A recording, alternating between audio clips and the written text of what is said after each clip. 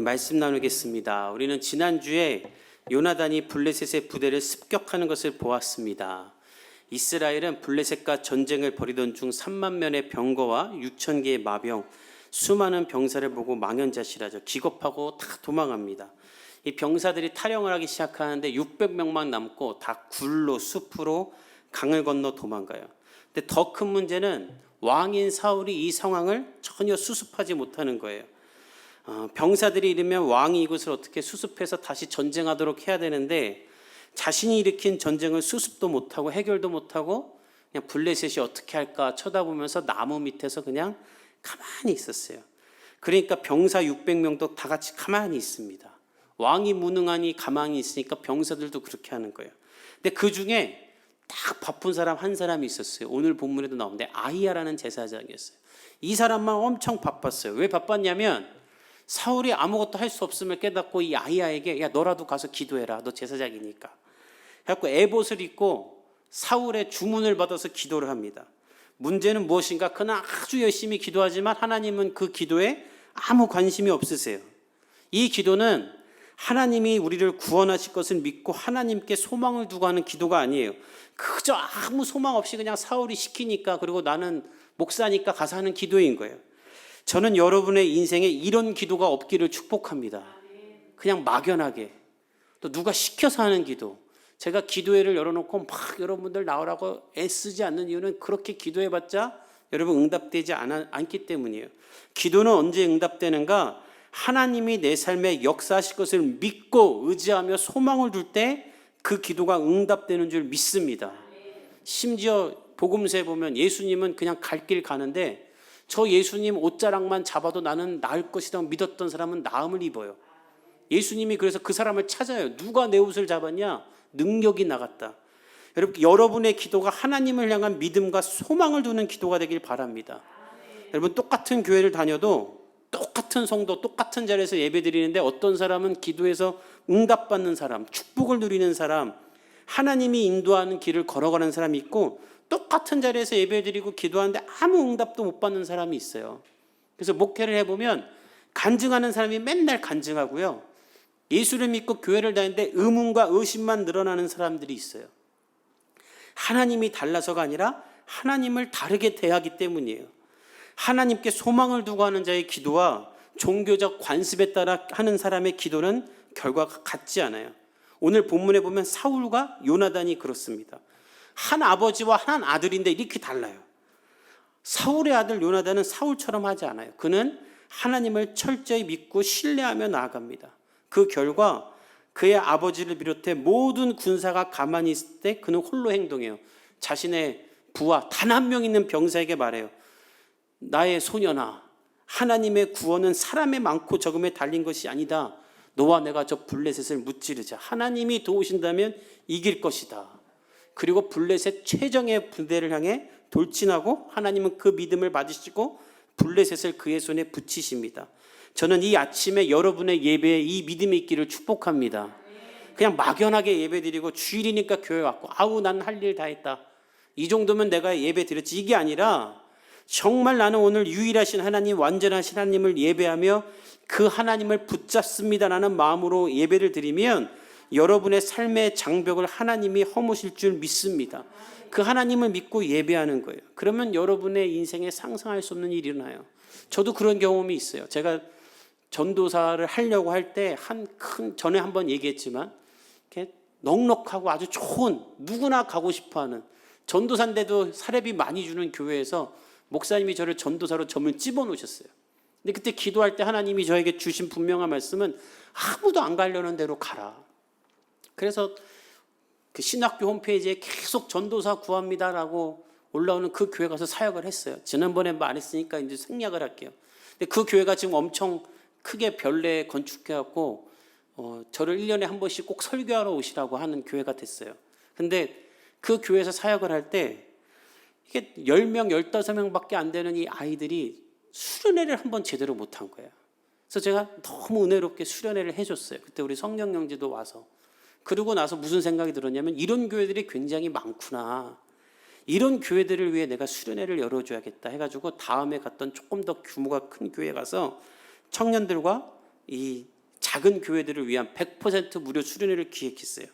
근데 이걸 할 때 교회 재정을 안 쓰고 청년들이 낸 헌금으로 하려고 하니까 이게 예산이 안 맞는 거예요. 그래서 제가 무슨 결론을 내냐면 처음에 밥은 주지 말아야겠다. 밥은 교회들끼리 나가서 먹어라. 전심 시간 줄게. 그렇게 기획을 해놓고 강사로 오실 분을 만나서 이렇게 얘기를 했더니 그분이 저에게 무슨 말을 하냐면, 야 진아야, 예수님이 말씀만 전했냐? 밥도 줬지. 너 밥도 줘야지. 어떻게 밥은 나가서 먹으라고 하냐? 그러는 거예요. 아니 그럼 자기가 밥값을 나한테 좀 주던가. 밥도 주라는 거예요. 그래서 근데 할 말이 없는 건 강사비도 안 받고 오니까 재정이 안 되니까 그냥 다 오라고, 그냥 와달라고 했거든요. 그래서 이 밥을 줘야 되나 말아야 되나 하는데, 그때 제가 너무나 좋아하는 프랜시스 첸이라는 목사님이 한국에 와서 집회를 열어서 제가 가서 그 집회에 은혜 받으려고 간 적이 있어요. 근데 그분이 설교를 하시는데 저와 비슷한 상황이 있었던 이야기를 하시는 거예요. 큰 연합 집회를 하는데 너무 많은 사람이 왔다라는 거예요. 감당이 안 될 정도로. 그래서 이 사람들 식사를 어떻게 해야 되냐 하고 있는데 갑자기 한 교회 근처에 있는 굉장히 큰 대형마트, 미국의 대형마트는 어마어마하게 크잖아요. 거기서 교회로 연락이 왔대요. 그래서 왜 연락이 왔냐 했더니 자기네 지금 그 슈퍼마켓이 정전이 나서 냉장고에 있는 음식들이 다 상하게 생겨서 버리게 생겼으니 교회에서 큰 행사를 한다고 들었는데 이 음식 그냥 다 가져가서 쓰라고 연락이 왔다라는 거예요. 그래서 제가 그 설교를 듣고 그래 좋다. 나도 저 믿음으로 해야겠다고 밥 주겠다고 했어요. 그리고 권사님들에게 물어봤더니 생각보다 돈이 안 드는 거예요. 그냥 밥하고 카레 국물 부어주면 된다는 거예요. 그래서 그렇게 하자고. 그리고 하는데 성도들도 청년들도 헌금을 얼마나 많이 내는지, 이게 뭐 카레 국물이 아니라 나중에 제가 카레 건더기를 튼실하게 만들려고 말할 수까지 됐고, 더 나아가서는 돈이 더 들어와서 밥을 3번 주는데 한 번은 그냥 고기 덮밥. 근데 애들이 나중에 무슨 말 했냐면요, 수련회 가서 밥 먹는데 밥이 안 보일 정도로 고기를 덮어주는 수련회장은 처음 봤다라는 거예요. 무료인데도. 그렇게 채우셨어요. 근데 나중에는 4년째 돼서는 무슨 일이 일어났냐면, 이 집회가 1회 때 집회가 끝나고 마지막 날 헌금을 했는데 그 헌금이 어느 정도였냐면 다음에 이 집회를 다 하고도 남을 만큼 헌금이 들어왔어요. 그래서 3회 때는 우리가 그 헌금으로 교회 악기를 다 바꿔버리고 4회 때는요 다 바꾸고도 남아가지고 통기타를 한 3, 40만 원짜리를 한 7개를 사갖고 교회들을 나눠줄 정도였어요. 여러분, 하나님을 위해 헌신하고 하나님께 나아가면 여러분의 삶에도 이런 일이 일어나는 줄 믿습니다. 제가 지금은 말하지 못하지만 우리 교회도 이런 일이 있어요. 나중에 시간이 지나면 이런 간증들을 제가 하려고 그래요. 요나단은 그렇게 헌신한 거예요. 단 한 명의 병사를 데리고 블레셋을 향해 전쟁을 나갑니다. 그리고 무슨 일이 일어나는가? 이 단 한 명 때문에 블레셋의 모든 부대가 두려움에 빠지게 돼요. 하나님이 자신을 믿고 헌신한 두 사람을 통해 일하시는 것입니다. 오늘 본문이 그 후의 일인데 우리 16절과 17절을 한번 같이 읽어봅시다. 시작. 베냐민 기브아에 있는 사울의 파수꾼이 바라본즉 사울이 자기와 함께한 백성에게 이르되 우리에게서 누가 나갔는지 점호하여 보라 하여 점호한즉 요나단과 그의 무기를 든 자가 없어졌더라. 이스라엘 백성들이 블레셋의 대군을 보고 두려움에 빠져 흩어졌던 것처럼 이제는 블레셋 사람들이 하나님에 대한 두려움에 빠져 흩어지기 시작해요. 지난주에 봤지만 15절 끝에 블레셋에 큰 떨림이 있었다고 되어 있는데 원문을 보면 엘로힘의 떨림, 하나님의 떨림이 있었다라는 거예요. 블레셋 사람들에게 하나님이 두려움을 심어주니까 이 사람들이 도망가기 시작한 거예요. 이 두려움의 특징이죠. 두려움은 실력을 없애버립니다. 아무리 노래를 잘해도 두려움이 있으면 노래 못해요. 아무리 운동을 잘해도 두려움이 있으면 제대로 못해요.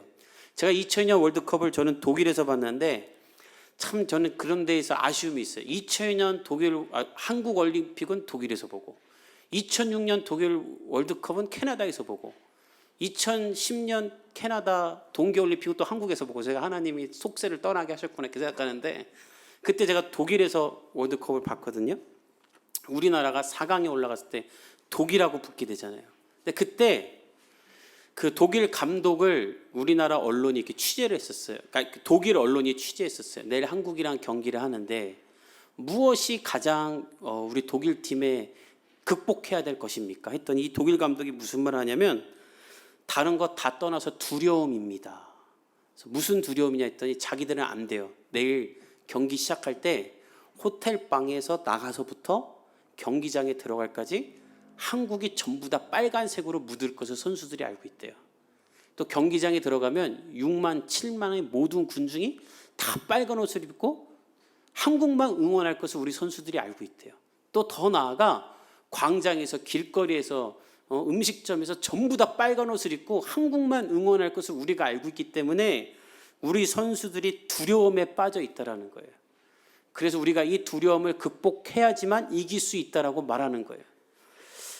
공을 잘 차면 이긴 것이 아니라 두려움을 이겨내야 이길 수 있다라는 것이죠. 하나님은 이 두려움을 블레셋 가운데 심어버리신 거예요. 하나님이 그렇게 강력하게 역사하십니다. 그래서 블레셋 군인들이 다 흩어지게 되죠. 그때 사울이 파수꾼이 그것을 보고 사울에게 보고를 합니다. 블레셋이 분열합니다. 그제서야 사울이 어떻게 말하는가? 누가 전쟁에 나가는지 체크해봐라. 여기서 우리는 사울의 영성이 탁 무너졌음을 알 수 있어요. 인원 체크해서 뭐 하겠어요 지금. 하나님의 역사가 일어나고 있는데. 하나님의 역사가 일어나고 있으면 야 하나님의 역사가 블레셋에서 일어나고 있나 보다. 우리도 가서 이 역사 가운데 동참하자고 해야 되는데 지금 사울은 뭐라고 하냐면 야 인원 체크해봐라. 우리 병사 제대로 있나. 이거 하고 있는 거예요. 그래서 인원 체크를 했더니 2명이 없어요. 자기 아들하고 그의 호위병. 그때서야 사울이 무슨 일을 하는가. 우리 18절과 19절을 읽어봅시다. 시작. 사울이 아히야에게 이르되 하나님의 궤를 이리로 가져오라 하니 그때에 하나님의 궤가 이스라엘 자손과 말할 때에 블레셋 사람들의 진영에 소동이 점점 더한지라. 사울이 이스라엘 제사장에게 이르되 내 손을 거두라 하고 요나단과 그의 병사로 말미암아 전쟁의 판도가 바뀌었음을 깨닫자 사울이 무엇을 하냐면 아히야에게 하나님의 궤를 가져오라고 해요. 왜 가져오라고 했는가? 하나님의 법궤, 하나님의 임재를 상징하는 이 법궤를 가지고 전쟁에 나가겠다는 거예요. 이게 얼마나 멍청한 짓입니까? 우리가 봤죠? 기억나시죠? 옛날에 이스라엘이 블레셋과 싸울 때 한 번 지니까 하나님의 법궤 가지고 나가면 이길 거야 하고 가지고 났다가 이깁니까? 칩니까? 대패를 하죠. 그리고 법궤도 빼앗겼었어요. 근데 이 일을 사울이 또 하는 거예요. 하나님의 법궤를 부적 취급하는 거예요. 그러면서 아히야에게 뭐라고 하냐면 하나님이 저들을 우리 손에 붙이셨다. 너는 계속 기도해라. 이렇게 말해야 되는데 너 이제 네 손을 거두라 그래요. 온통 다 거꾸로 말해요. 사울은. 그리고 빨리 가서 법궤나 가지고 오라는 거예요. 우리가 전에도 배웠지만 이 법궤를 가지고 올 때는 질서가 있죠. 하나님이 어떻게 움직이라고 했었죠. 근데 이 법궤가 지금 기럇 여야일이면 꽤 먼 곳에 있어요. 근데 그것을 지금 당장 갖고 오라는 것은 그냥 내가 법궤를 갖고 가야지 내가 마음이 편하니까 하나님의 방법이고 뭐고 필요 없이 그냥 무조건 갖고 오라는 거예요. 하나님을 도구로 생각하고 있는 거예요. 사울은 이런 망령된 짓을 계속합니다. 언제까지 하는가? 다음 주 본문에도 보면 계속 사울은 이렇게 망령된 짓을 해요. 근데 은혜는 무엇인가? 하나님은 이런 사울과 상관없이 요나단을 보시고 이스라엘을 구원하신다는 거예요. 여러분, 그래서 우리가 기억할 것은 무엇인가? 우리나라 정치인들이 계속 앞으로도 엉망진창이어도 우리가 하나님을 올바르게 섬기고 신뢰하면 하나님은 우리를 통해 이 나라를 붙드실 줄 믿습니다. 그러니까 예수 믿는 사람이 너무 정치 얘기 많이 할 필요 없어요. 저 너무 안타까워요. 이 선교사님들이나 목회자들이 SNS나 설교 중에 정치 얘기 그렇게 많이 하는 거 보면 하나님을 믿어야지 왜 정치인을 믿나 싶어요. 여러분, 하나님을 믿으십시오. 하나님이 함께 하시면 누가 대통령 돼도 잘 되고, 하나님이 우리나라를 기뻐하지 않으시면 아무리 훌륭한 대통령이 있어도 우리나라는 망하는 거예요. 오늘 보십시오. 사울이 이렇게 엉망진창이어도 요나단 때문에 하나님은 여전히 역사하세요. 그 역사가 20절에 있어요. 읽어봅시다. 시작. 사울과 그와 함께한 모든 백성이 모여 전장에 본즉 블레셋 사람들이 크게 혼란하였더라. 사울이 600명을 데려 전쟁터에 가봤더니 상상도 못한 일이 일어나요. 블레셋 사람들이 자기들끼리 싸우고 있는 거예요. 자기들끼리 서로 죽이고 있는 거예요. 이 혼란이 얼마나 크냐면 사울과 병사들이 이 전쟁에 참여하지 못할 정도로 혼란스럽겠어요. 왜냐하면 아니 지들끼리 싸우니까 서로 같은 옷 입고 같은 칼고 싸우니까 사울이 누구랑 싸워야 될지 모르겠는 거예요. 그래서 가만히 보고 있습니다. 근데 왜 이런 일이 일어나는가 봤더니 그 이유가 21절에 있어요. 우리 한번 읽어봅시다. 시작. 전에 블레셋 사람들과 함께하던 히브리 사람이 사방에서 그들이 돌이켜 사울과 요나단과 함께한 이스라엘 사람들과 합하였고, 이 블레셋 군대에 알고 봤더니 원래 이스라엘 사람인데 히브리 사람인데 블레셋 군대에 소속돼서 전쟁에 나온 사람들이 있었던 거예요. 우리가 2주 전에 봤지만 블레셋이 이스라엘이 무기를 못 만들게 하려고 쇠장장이들을 다 뺏어갔다는 거 기억나시죠? 그래갖고 이스라엘 사람들이 농기구가 고장나면 그 고치려면 블레셋까지 가야 했었다라는 말씀이 성경에 있잖아요. 그런 식으로 블레셋이 히브리 사람들을 많이 뺏어갔었어요. 여러 이유로 이스라엘 사람들이 전쟁에 포로로, 기술자로, 망명자로 블레셋 사람으로 살고 있었던 거예요. 그냥 국적만 취해서. 그 사람들이 이 군대에 소속돼 있었는데 하나님이 그들의 마음을 바꾸신 거예요. 그들의 정체성을 회복시키시고 그들이 블레셋과의 무기와 갑옷을 입고 하나님의 나라 이스라엘 위해 싸우도록 그들이 전쟁을 스스로 또 일으킨 거예요. 그러니까 블레셋 사람들끼리 싸우니까 얼마나 혼란이 일어나겠어요. 같은 사람들끼리 싸우니까. 그래서 사울은 전쟁에 가서 가만히 보고만 있는 거예요. 이런 혼란이 사실 지금 이 시대도 일어나요. 러시아가 딱 이런 상황이죠. 러시아가 우크라이나 치면 1, 2주 만에 끝날 줄 알았지 않습니까? 세계 군사대국 2위인데 근데 한 달이 넘어가고 있죠. 근데 지금 러시아에서 어떤 일이 일어나냐면 지난주 MBC 보도에 의하면 그 러시아 장군들끼리 통화하는 걸 입수했는데 이 한 장군이 이런 말을 해요. 지금 우리 러시아 군인들은 우리 부대는 먹을 것도 없고 텐트도 없어서 땅을 파고 자다가 병사의 50%가 동상에 걸렸다. 군화가 없어갖고 우크라이나 죽은 병사의 군화를 대신 신고 있다. 심지어 무슨 일이 일어났냐면 러시아의 한 전투기가 폭탄을 러시아 부대에 터뜨렸대요. 그래갖고 그걸 따지는 그를 도청을 해서 입수했어요. 그러니까 지금 전쟁이 엉망진창인 거예요. 지금 거기 전쟁이 러시아는. 여러분 미국에 의하면 러시아의 정밀유도 공격 실패율이 지금 60%래요. 40% 성공하고 60%는 실패하고 있대요. 뭐 이 시대에도 이렇다는 거예요. 그러면 지금 이 사울과 요나단의 시대는 오죽했겠습니까? 누가 누군지도 모르고 죽이고 있는 거예요. 가만히 있는데 블레셋이 스스로 자멸하는 거예요. 근데 이것을 보고 하나님은 또 어떤 역사를 일으키시는가? 우리 22절을 봅시다. 시작. 에브라임 삼지에 숨었던 이스라엘 모든 사람도 블레셋 사람들이 도망함을 듣고 싸우러 나와서 그들을 추격하였더라. 이 전쟁의 판도가 바뀌는 걸 보고 도망갔던 이스라엘의 군인들이 돌아옵니다. 오늘 본문에 보면 모든 사람이 나왔다. 아까 처음에 얘기했지만 숲으로 굴로 심지어 강 건너 도망갔던 군인들까지 다 돌아와서 블레셋을 추격하며 싸우는 거예요. 하나님의 역사가 이렇게 일어나는 거예요. 여러분 하나님의 역사하시면 이렇게 감당할 수 없는 일이 일어나는 줄 믿습니다. 여러분 산불 나보십시오. 우리가 끌려면 며칠 동안 헬기를 띄우고 난리를 쳐도 안 꺼지지만 하나님이 비를 내리면 30분 만에 꺼지는 거지 않습니까? 우리의 삶도 마찬가지예요.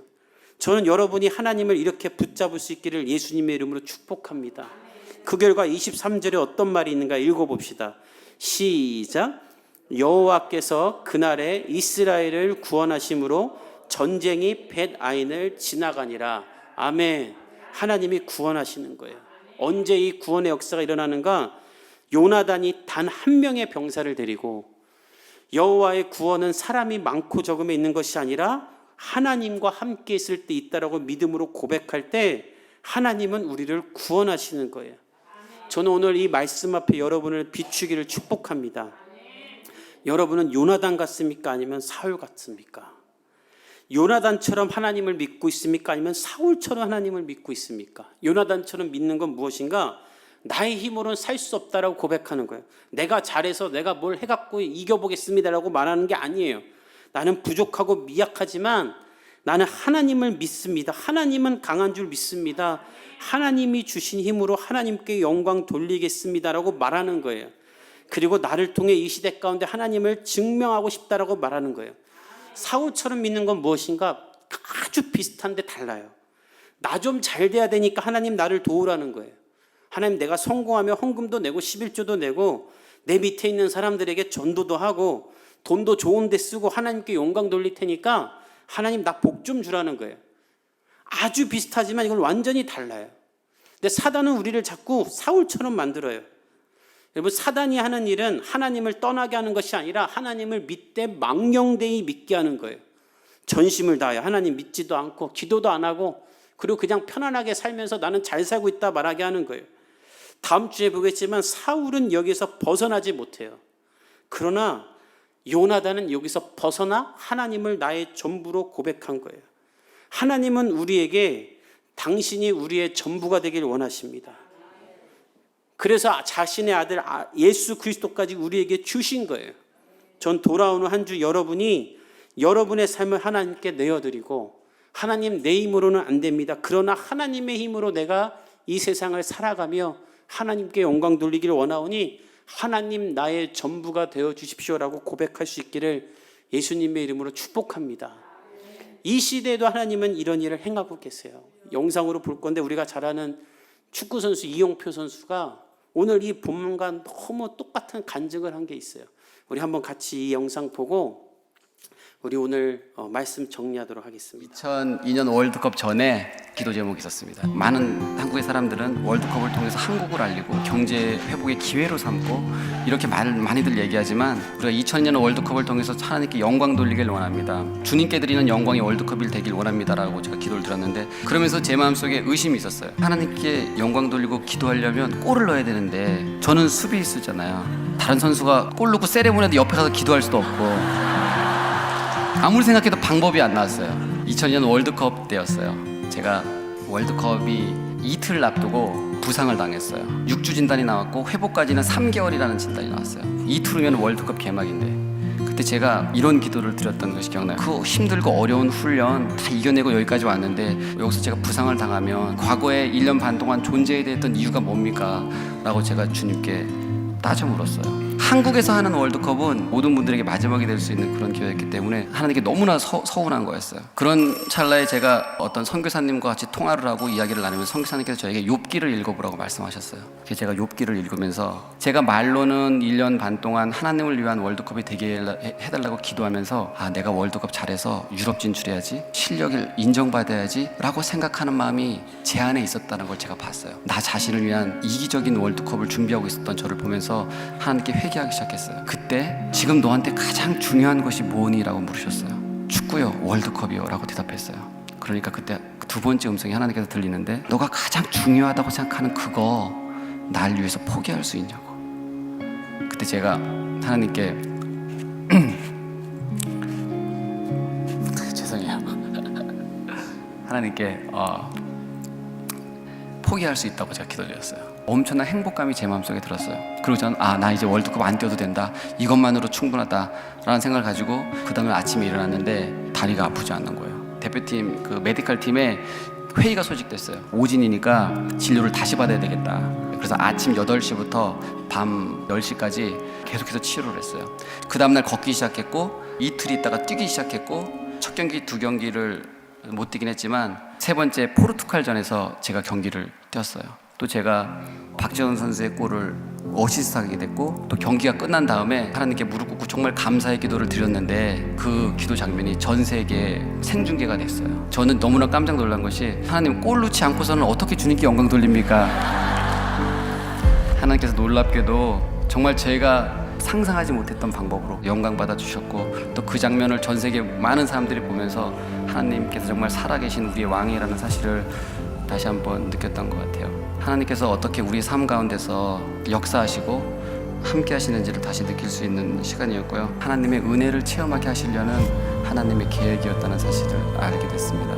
하나님이 이런 역사를 우리의 삶에도 행하실 줄 믿습니다. 저는 아까도 말했지만 독일에서 봤는데 이 경기로 말미암아 한국의 인식이 달라졌어요. 월드컵 할 때 저희 기숙사에서는 모든 경기를 입구에다 다 붙여놓고 그걸 5유로 16유로씩 내고 내기를 했어요. 근데 애들이 다 한국은 다 떨어진다고 하는 거예요. 근데 제가 너무 열받는 거예요. 근데 저도 그럴 것 같아서 그 내기에 참여를 안 했어요. 제가 참여했으면 한 2,000유로는 벌었는데, 얼마나 한국을 무시했는지 맥도날드는 한일 월드컵이잖아요. 야판이 씹어오라고 일본 햄버거만 만들어 팔았어요. 한국은 소개도 안 해요. 그리고 한국은 개고기 먹는 나라로만 나왔어요. 계속. 그래서 우리가 얼마나 창피했는지 몰라요. 근데 이 경기 이후에 이용표가 기도하는 모습이 나간 이후에 얼마나 바뀌었는지 맥도날드가 야판 25걸 없애고요, 코리안 25걸을 만들어버렸어요. 정말. 그래서 저는 그 너무 간사해갖고 그때 이후로 버거킹만 먹었는데 저것들이 우리를 그렇게 무시하더니 막 이러면서 이 경기 하나로 하나님 판도를 바꿨어요. 여러분, 하나님이 이용표에게 너 월드컵 나가지 말라고 포기하라고 했겠습니까? 아니죠. 너의 전부가 무엇이냐? 나는 너의 도구는 아니었냐? 그걸 확인되는 순간 하나님은 이용표를 높여 쓰시고 월드컵은 한 달 만에 끝나지만 지금 수십 년째 그때 역사하셨던 하나님을 저렇게 자랑하고 다니게 만들지 않습니까? 저 여러분도 이런 역사 가운데 들어가는 하나님의 사람이 되기를 예수님의 이름으로 축복합니다. 우리 함께 기도하겠습니다.